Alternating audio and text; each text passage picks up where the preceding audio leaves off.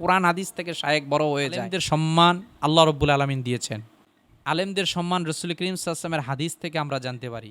তবে আলেমটা দুই শ্রেণীর। যারা কোরআন হাদিসকে নিজের জীবনের মধ্যে বাস্তবায়ন করবে, আমলি জিন্দেগি গঠন করবে, এরা হকের উপর। তো আরেক শ্রেণী এমন হবে যারা সামান্য অর্থ দিনার আর দিরহামের কারণে বিক্রি হয়ে দাজ্জালি ফিতনার মধ্যে তো পড়বেই।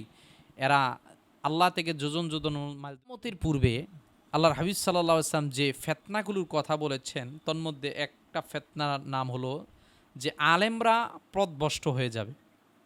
শেষ জামানার আলেমদের অবস্থাটা এরকমের হবে, ইয়াবিউ দীনাহু বিআরাদিন মিনাদ দুনিয়া, যে শেষ জামানার মধ্যে দুনিয়ালোভী এমন কিছু মানুষ হবে যারা দুনিয়ার সামান্য দিনার দিরহামের জন্য তারা দিন এবং ইমানকে তারা বিক্রি করে দিবে।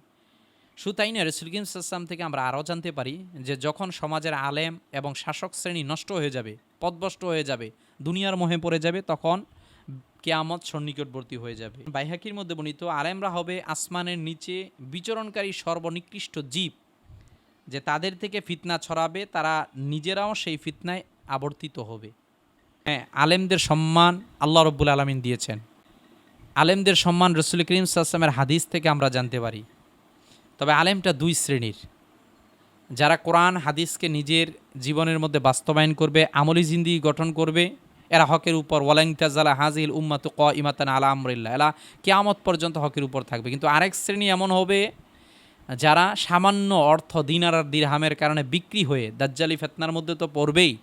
এরা আল্লাহ থেকে যোজন যোজন মাইল দূরে চলে যাবে। শুধু লেবাসেই তাদের ইমানটা থাকবে, মূলত ভিতরে তাদের ইমানের লেশ মাত্র থাকবে না। আজকে আমরা এমন এক সিচুয়েশনের মধ্যে রয়েছি যে রিলিজিয়াস অ্যাটাকস আমাদের উপর করা হয়েছে, যে ইমানের মূল কনসেপ্ট আল্লাহ এবং রসুল্লাহ সাল্লাল্লাহু আলাইহি ওয়াসাল্লাম। আমরা আল্লাহ পর্যন্ত ঠিকই থাকি, কিন্তু রসুল করিম সাল্লাল্লাহু আলাইহি ওয়াসাল্লামের শান মান ইজ্জত এমন এমন কথা আমরা বলছি, রসুল সাল্লাল্লাহু আলাইহি ওয়াসাল্লাম ওনার শান মান খাটু করতে আমাদের বিন্দুমাত্র ঠোঁটটা একবারের জন্য বাধা প্রদান করে না। তো আমরা তো রাসূল করিম সাল্লাল্লাহু আলাইহি ওয়াসাল্লামের ওই হাদিসকে সামনে নিতে পারি, ওয়ালা আনা আখিরু হাযিল উম্মতি আউওয়ালা, শেষ জামানায় এমন এক শ্রেণী আসবে যারা পূর্বেকার জামানার লোকদেরকে গালাগালি করবে। আজকে এই সিচুয়েশনের মধ্যে আমরা দাঁড়িয়ে রয়েছি। এজন্য দিন শুধুমাত্র লেবাসে টুপি দাড়ি টুপি থাকলেই তার কাছ থেকে দিন শিক্ষা করা যাবে না। নবী সাল্লাল্লাহু আলাইহি ওয়াসাল্লাম বলছেন, ফাংজুরু আম্মান তাআখুযুনা দীনাকুম, দিন শিখতে হবে দিনদারের কাছে। যার কাছে লেবাসুত তাকওয়া থাকবে, তার কাছে ঈমান পরিপূর্ণ থাকবে, যার কাছে তাকওয়া থাকবে। যার কাছে তাকওয়া থাকবে না, সে পরিপূর্ণ ঈমানদার পারবে না।